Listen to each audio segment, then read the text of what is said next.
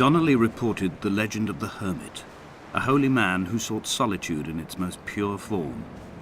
Allegedly, he rode here from the mainland in a boat without a bottom, so all the creatures of the sea could rise at night to converse with him.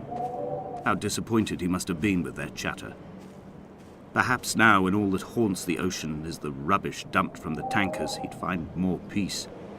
They say he threw his arms wide in a valley on the south side, and the cliff opened up to provide him shelter. They say he died of fever 116 years later. The shepherds left gifts for him at the mouth of the cave, but Donnelly records they never claimed to have seen him. I have visited the cave and I have left my gifts, but like them, I appear to be an unworthy subject of his solitude.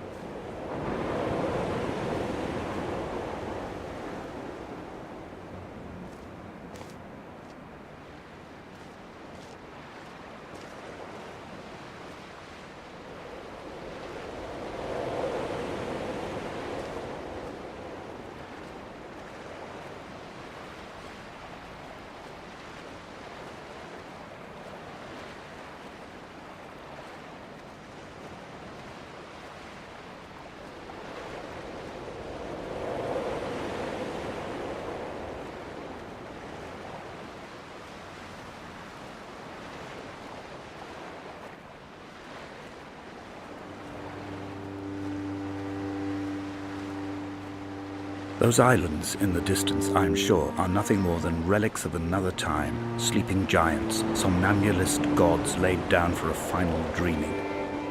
I wash the sand from my lips and grip my wrist ever more tightly. My shaking arms will not support my fading diaries.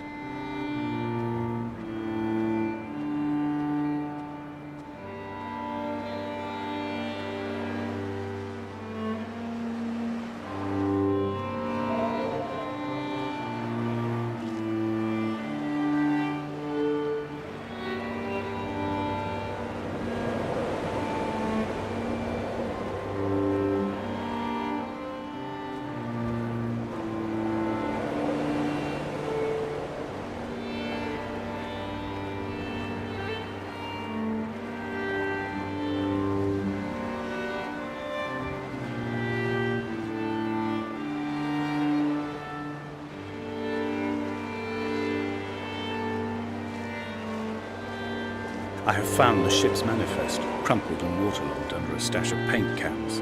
It tells me that along with this present cargo, there was a large quantity of antacid yogurt bound for the European market. It must have washed out to sea. God knows there are no longer gulls or goats here to eat it.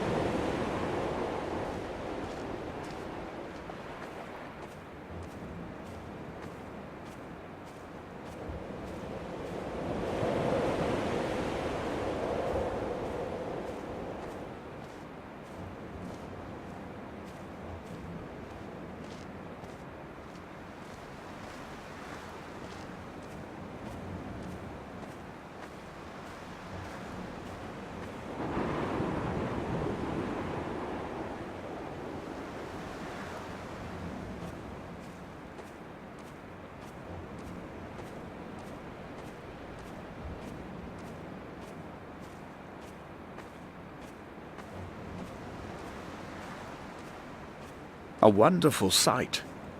The moon cresting the junction between the cliff path and the stone circle. It cast a shadow of the ridge across the beach, all the world as if you had signed your name in untidy handwriting.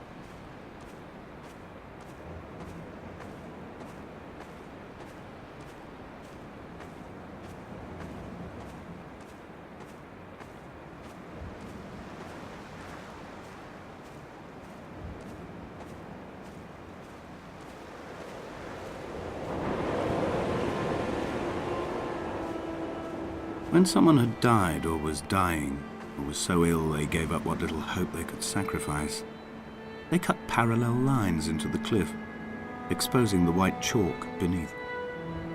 You could see them from the mainland or the fishing boat, and know to send aid or impose a cordon of protection, and wait a generation until whatever pestilence stalked the cliff paths died along with its hosts. My lines are just for this, to keep any would-be rescuers at bay. The infection is not simply of the flesh.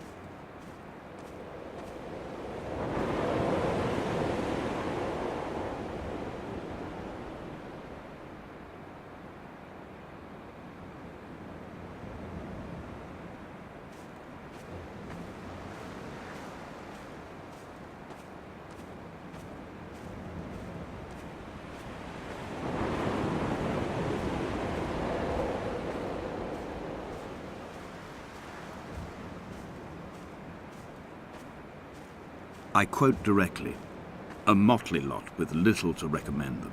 I have now spent 3 days in their company. That is, I fear, enough for any man not born amongst them. Despite their tedious inclination to quote scripture, they seem to me the most God-forsaken of all the inhabitants of the outer isles.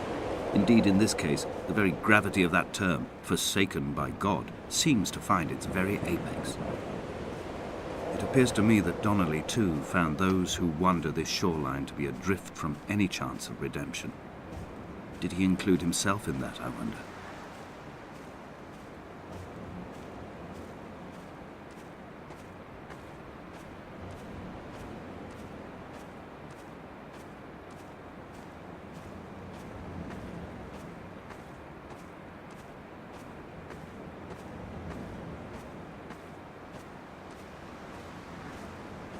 Dear Esther, I met Paul.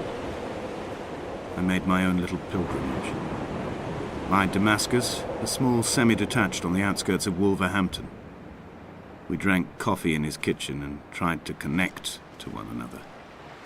Although he knew I hadn't come in search of an apology, reason or retribution, he still spiraled in panic, thrown high and lucid by his own dented bonnet. Responsibility had made him old. Like us, he'd already passed beyond any conceivable boundary of life.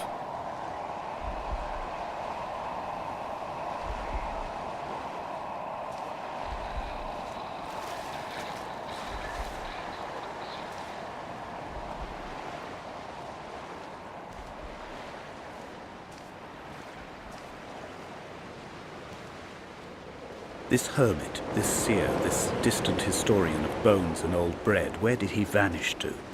Why, asked the farmers. Why, asked Jacobson. Why bother with your visions at all, if you're just to throw your arms up at the cliff and let it close in behind you and seal you into the belly of the island, a museum shut to all but the most devoted?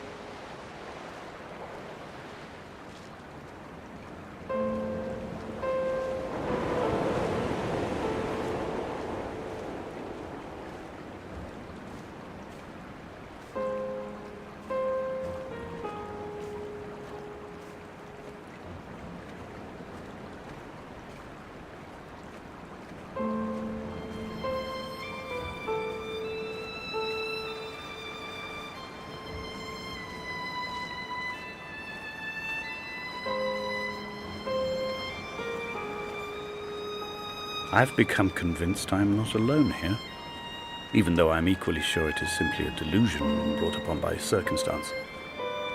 I do not, for instance, remember where I found the candles, or why I took it upon myself to light such a strange pathway. Perhaps it is only for those who are bound to follow.